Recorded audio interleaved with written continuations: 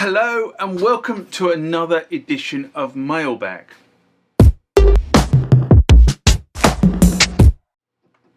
What is Mailbag? Well, Mailbag is a feature of the channel where you guys leave lots of comments on the channel and I attempt to answer those comments, or if I can't answer those comments, I throw it out to you guys who have more knowledge on some of this stuff than I do. So let's get into the first mailbag of this session. Remember, like, comment, subscribe to the channel.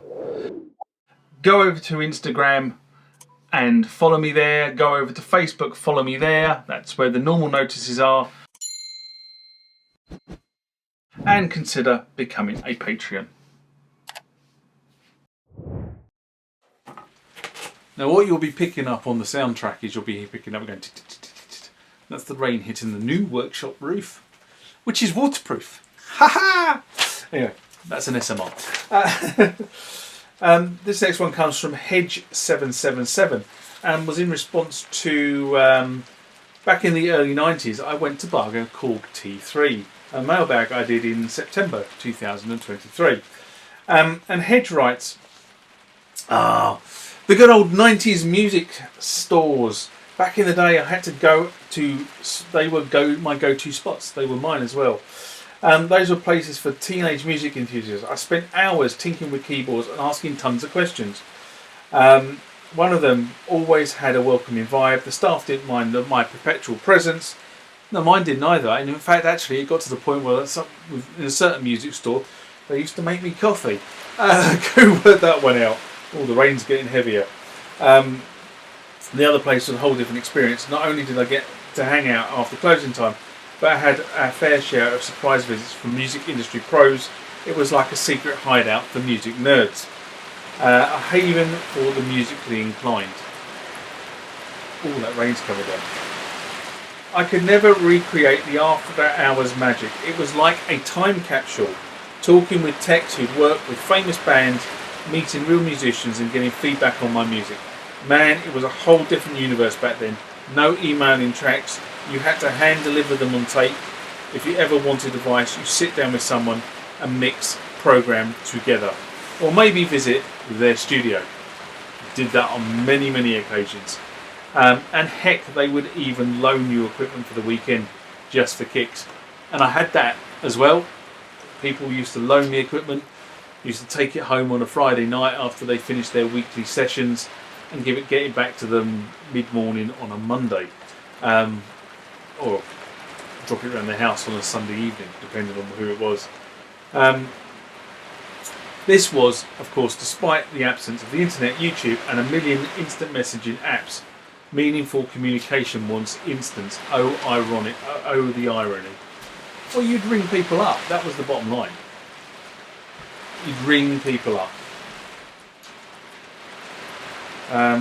Well, you know, I've got to be honest and say I miss those music shops. I really do. They were all about the music, not about the sale. You got information by asking questions of your peers or and doing that in person. So I've got to be honest and say, oh God, I miss those days all as well. Next one comes from, I'm not quite sure this is Vicolo or Vic Elo Bocca, 2615. There's a problem with YouTube names. They can't compress the name together, so you're not quite sure where the break is. Anyway, this is in response to how to trigger multiple tones from library cards on the U-110 video I did in March 2016.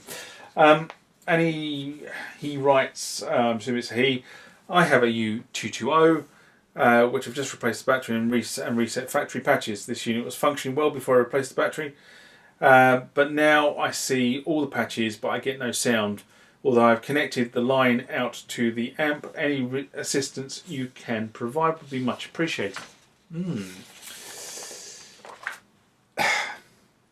This is another one of those ones where this is how I would approach the problem response. So things that spring to mind is the unit actually receiving MIDI? So make sure that when you reloaded the SYSEX patch, you didn't change the channel for MIDI, because if you did, that's probably the reason why it's not playing, because it's receiving on the wrong channel.